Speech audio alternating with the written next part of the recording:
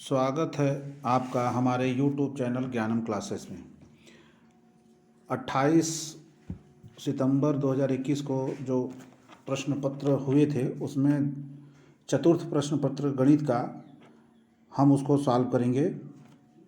तो इसमें पहला प्रश्न है कि 2025 का वर्गमूल है, तो 2025 का वर्गमूल इसमें 45 आएगा, क्योंकि 45 का आप अगर 2 बार गुणा करेंगे तो 2025 आएगा, इसलिए इसका विकल्प नंबर 2 सही है। दूसरा प्रश्न है √2 + 1/√2 का होल स्क्वायर का मान क्या है। तो आप देखेंगे कि a + b का जैसे होल स्क्वायर होता है उसी प्रकार a² + b² + 2ab के फार्मूले पर हम इसको जब हल करेंगे तो इसका आंसर विकल्प नंबर 3 4 सही 1/2 जो है सही होगा। तीसरा प्रश्न है कि एक घटना के प्रतिकूल संयोगानुपात 2 संबंधित 3 है तो उसके घटने की प्रायिकता क्या होगी।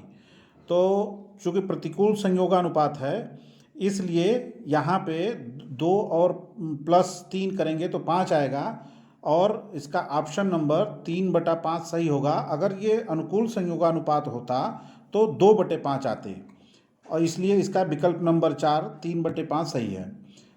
प्रश्न संख्या 4 में पूछा है कि 13, 14, 10, 12, 11, 12, 13, 10, 12 का बहुलक क्या होगा। तो आप जानते हैं कि बहुलक मतलब मोड जो सबसे ज़्यादा बार आता है वही जो है वो बहुलक कहा जाता है। तो इसमें 12 संख्या जो है 3 बार सबसे ज़्यादा बार आई है, इसलिए इसका बहुलक 12 होगा। इसमें विकल्प संख्या 2 सही होगी। प्रश्न 5वां कह रहा है कि sin 2a = 2 sin a तब सत्य होता है जबकि a बराबर है। तो देखेंगे कि हम जब a का मान यहाँ पे 0 रखेंगे तो sin 2a और बराबर 2 sin a दोनों की तरफ जो है लेफ्ट हैंड साइड और राइट हैंड साइड में तो दोनों 0 0 आ जाएगा, तब यहाँ पे विकल्प संख्या 1 0 डिग्री सही होगा। अब हम अपने अति लघु उत्तरीय प्रश्न को हल करेंगे और वहाँ पे हम जाएंगे तो इसमें देखेंगे कि और उसको हम अलग से एक अपने कॉपी पे हल करेंगे और आपको उसको दिखाने का प्रयास करेंगे। तो प्रश्न संख्या 6, यदि किसी वृत्त का क्षेत्रफल 1 से 54 वर्ग सेंटीमीटर है तो उसका व्यास ज्ञात कीजिए। तो देखिए वृत्त का क्षेत्रफल बराबर πr² होता है, जहाँ पे r उस वृत्त की त्रिज्या होती है। तो जब हम πr² में r का मान रखेंगे और r का मान दिया हुआ r का मान नहीं दिया हुआ है, r का मान तो हमें निकालना ही है, तो πr² बराबर सीधे क्षेत्रफल ही दिया है। तो πr² बराबर 154, तो r² बराबर 154/π, फिर r² बराबर हम यहाँ पे पाई का मान रख देंगे। तो पाई का मान रखने के बाद ये जो हल करेंगे तो देखेंगे कि त्रिज्या जो है r का मान 7 आएगा और त्रिज्या का दूना कर देंगे तो वह व्यास या डायमीटर हमारा 14 सेंटीमीटर आ जाएगा। और प्रश्न संख्या 7 कह रहा है कि 243 के घाते 3/5 को सरल कीजिए। तो जब हम देखेंगे कि 243 का 3/5 करेंगे तो इसको 243 को 3 के पावर 5 लिख सकते हैं। तो वैसे करेंगे तो करते करते वो 5 से 5 कट के 3 के घाते 3 आ जाएगा और इसका मान जो है आपका 27 आएगा। ठीक है। अब 8वें प्रश्न संख्या 8 पे आते हैं कि x² - 14x + 49 को हल कीजिए, यानी इसका गुणनखंड पूछ रहा है, फैक्टराइजेशन करना है हमें। तो x² - 40x + 49, x² - 14x को हम -7x के रूप में लिख सकते हैं प्लस 49। तो हम पहले दो पदों में से x को कॉमन ले लेंगे तो x × x - 7 बचेगा और दूसरे पद में से जब हम पिछले दो पदों में से 7 कॉमन ले लेंगे तो फिर वहाँ पे x - 7 बचेगा। अब x - 7 उसमें हम दोनों में से कॉमन जब ले लेंगे तो दूसरे पद में भी x - 7 बचेगा, तो ये आएगा x - 7 × x - 7। इसको हम आगे बढ़ते हुए x - 7 का होल स्क्वायर भी लिख सकते हैं। प्रश्न संख्या 9 कह रहा है कि 15.625 का घनमूल ज्ञात कीजिए। तो हम देखेंगे कि 15.625 का जब 2.5 को हम 3 बार गुणा करेंगे तो जो है हमारा वो 15.625 संख्या प्राप्त हो जाएगी। इसका मतलब 2.5 जो है 15.625 का घनमूल होगा। प्रश्न संख्या 10 में है कि 1 minus 10 square 45 by 1 plus 10 square 45 degree का मान ज्ञात कीजिए। तो हम यह देखेंगे कि 1 माइनस 10 स्क्वायर 45 में जब हम 10 का मान 45 रखेंगे तो 10 45 का मान 1 होता है। तो 10 स्क्वायर 45 का मतलब यहाँ 1 का स्क्वायर भी करेंगे तो 1 ही आएगा। तो ऊपर में 1 माइनस 1 बराबर 0 और नीचे में 1 प्लस 1 बाई 2 आ जाएगा, क्योंकि दो ऊपर नीचे दोनों हम 10 45 का मान रखेंगे तो 1 आएगा। तो ऊपर 1 माइनस 1 इक्वल टू 0 हो जाएगा और नीचे बटा में 2 हो जाएगा। तो 0 बटा 2 0 आता है, इसलिए इसका उत्तर 0 होगा।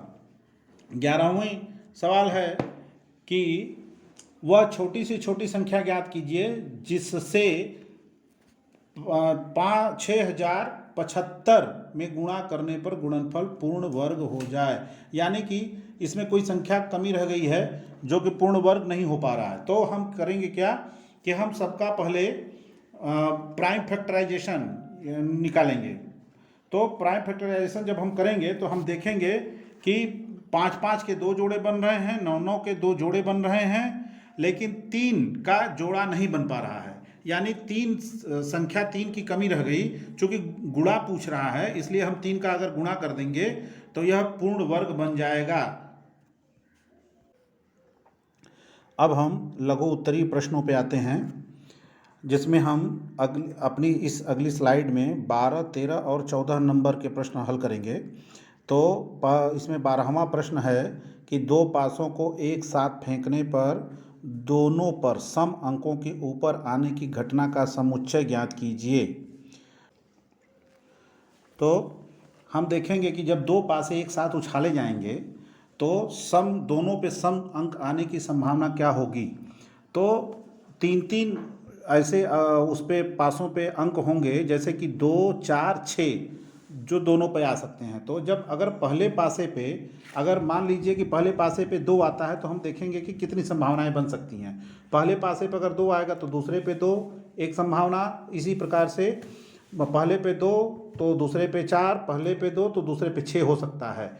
इसी प्रकार से फिर पहले पे 4 तो दूसरे पे 2, पहले पे 4 तो दूसरे पे 4, पहले पे 4 तो दूसरे पे 6 आ सकता है। इसी प्रकार पहले पे 6 तो दूसरे पासे पे 2, पहले पासे पे 6 तो दूसरे पासे पे 4 और पहले पासे पे 6 तो दूसरे पासे पर 6 आ सकता है। इस प्रकार से हम देखेंगे कि कुल 9 संभावनाएं बन रही हैं। तो टोटल 9 समुच्चय इसका होगा। अब हम आते हैं प्रश्न संख्या 13 पे।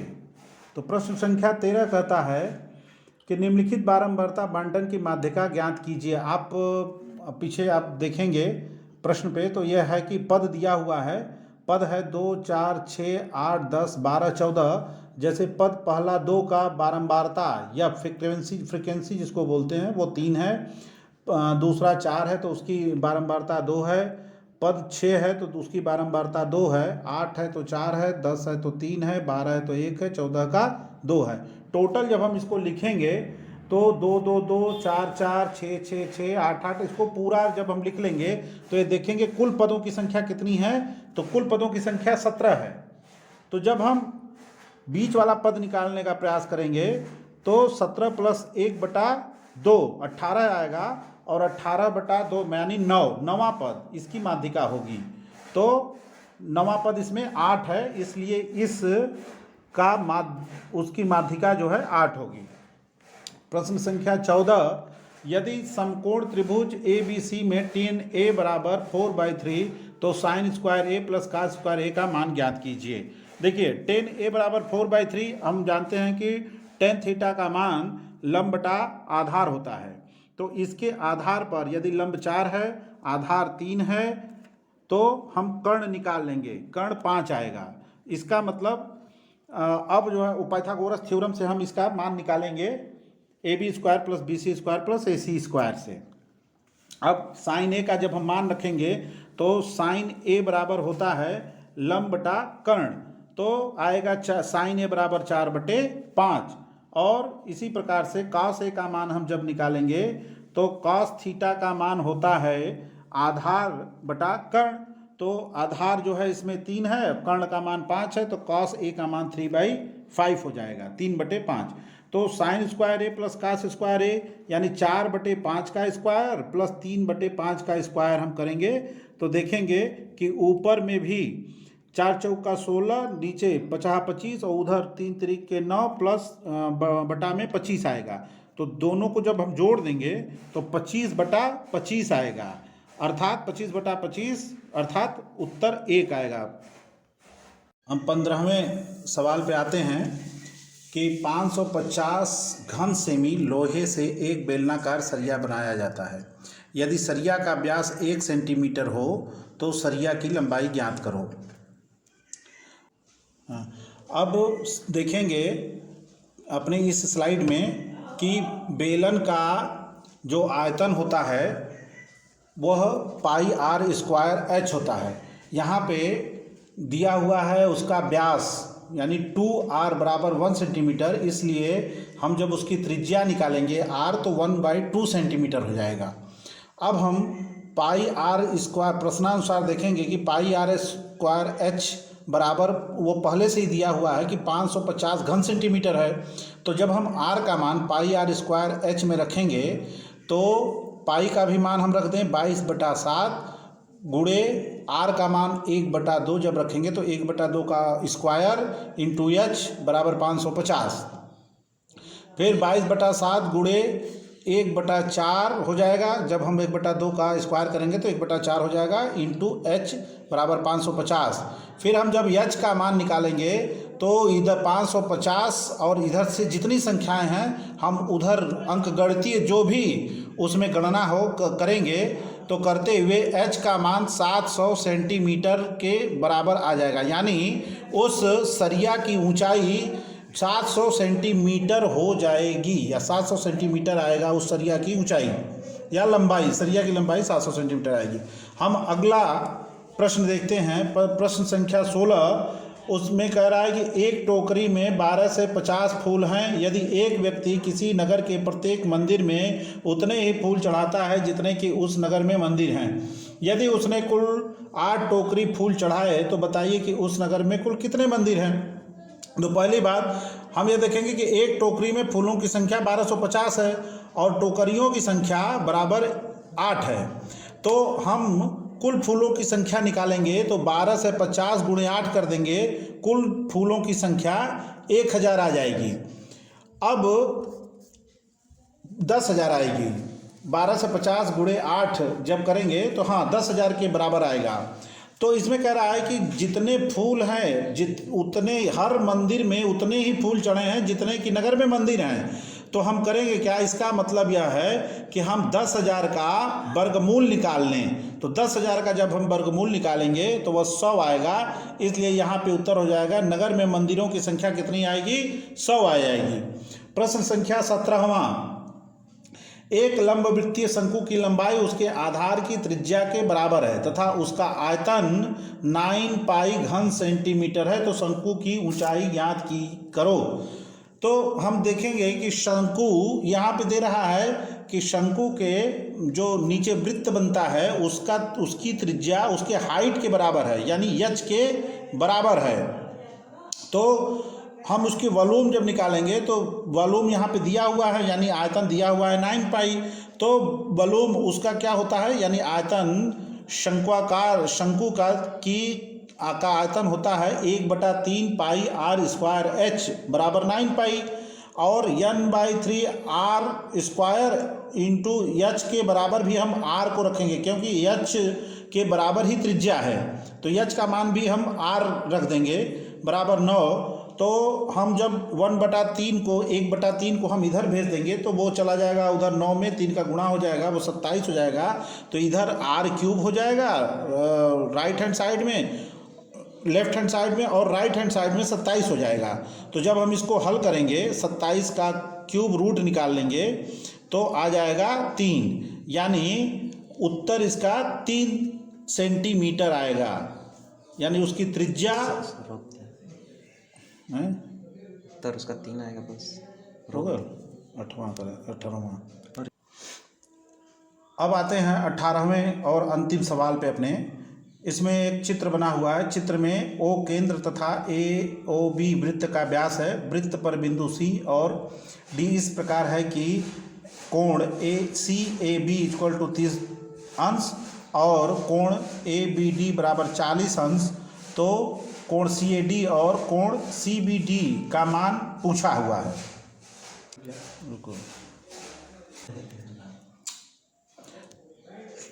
प्रश्न संख्या 18 में हम जो है वो देखेंगे कि ये वृत्त है। वृत्त के ऊपर एक चक्रीय चतुर्भुज दिख रहा है हमको, जिसमें हम देखेंगे कि वृत्त खंड में आधे वृत्त में एक त्रिभुज ए सी बी दिख रहा है और दूसरे आधे वृत्त खंड में ए डी बी दिख रहा है।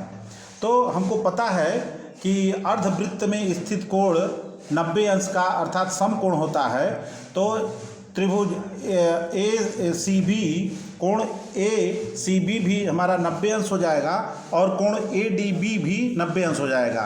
अतः त्रिभुज ए बी सी में एंगल ए बी सी का मान जब हम निकालेंगे तो वो 60 अंश आएगा, क्योंकि इस 90 और 30 जब जोड़ देंगे तो 90 30 120 और 180 में से उसको घटा देंगे तो 60 अंश आ जाएगा। दूसरी तरफ चलेंगे हम त्रिभुज ए डी बी में या त्रिभुज ए बी डी में, तो यहाँ पे सी ए बी का मान 60 + 40 बराबर 100 डिग्री होगा। इसी प्रकार त्रिभुज ए डी बी और कोण बी ए डी का मान 50 डिग्री और एंगल सी ए डी बराबर 50 + 30 बराबर 80 अंश होगा।